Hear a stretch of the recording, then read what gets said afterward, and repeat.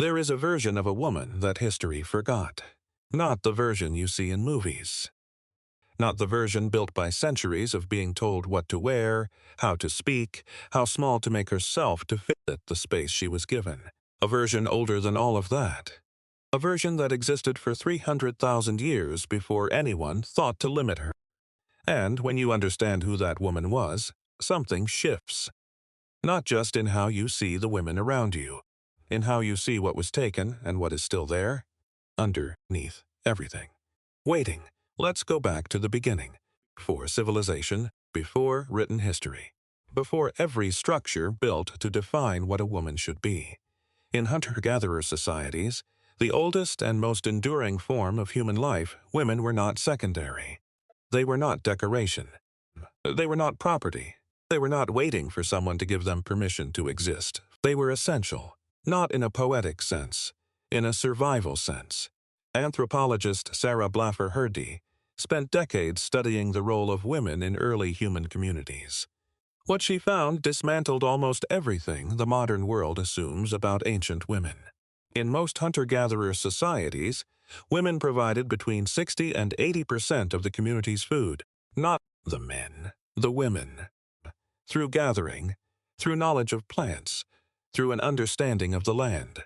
So deep it was passed down through generations like a living map. A woman who knew which roots were edible, which plants healed wounds, which berries were safe and which were deadly. That woman was not a dependent. She was the difference between survival and death. Her knowledge kept the group alive in the seasons when the hunt failed.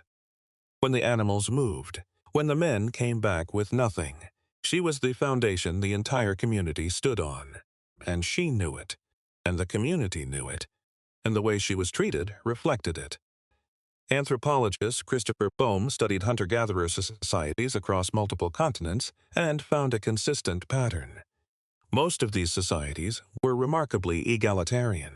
Women participated in decisions. Women's voices were heard in the discussions that shaped the group. Women chose their partners. Women left partners who mistreated them. Not in every group, not perfectly, but far more than any civilization that came after. The ancient woman was not waiting to be chosen. She was choosing. She was not asking permission to take up space. She was the space. Then something changed. About 10,000 years ago, when humans began to farm, everything that had governed the relationship between men and women for hundreds of thousands of years began to shift. Agriculture created property. For the first time, land could be owned. Crops could be stored. Wealth could accumulate, and accumulated wealth needed to be inherited. Inheritance required certainty about who a man's children were, and that certainty required control. Control over women's bodies, control over women's movement, control over who they spoke to, where they went, who they loved. Historian Gerda Lerner documented this transformation in her landmark work, The Creation of Patriarchy. She traced precisely how the shift from nomadic life to settled agriculture produced the first legal codes that treated women as property. Not as people who owned things, as things that were owned. This was not ancient wisdom. This was not the natural order. This was a legal invention, roughly 10,000 years old, built to protect the transfer of agricultural wealth, and it was layered over a woman who had been free for 300,000 years before it. Think about what that means. The limitations placed on women throughout recorded history. The silencing, the shrinking, the centuries of being told she was less. All of it sits on top of something that is 30 times older. A woman who fed her community, who made decisions, who knew the land better than anyone, who chose who she loved and left who she didn't, who was not the supporting character in someone else's story. Who was the story? And here is what history could never erase. The body remembers what the culture forgot. When a woman trusts her instincts completely and acts on them without apology, that is ancient. When a woman knows something without being able to explain how, that is 300,000 years of accumulated knowledge moving through her.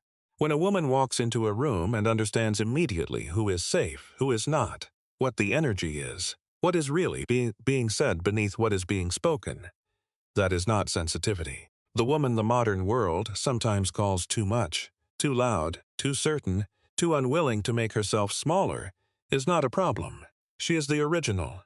She is the version that existed before anyone decided she needed to be managed. And the woman who has been told her whole life to be less opinionated, less ambitious, less emotional, less present. She is carrying something 300,000 years old inside a world only 10,000 years built.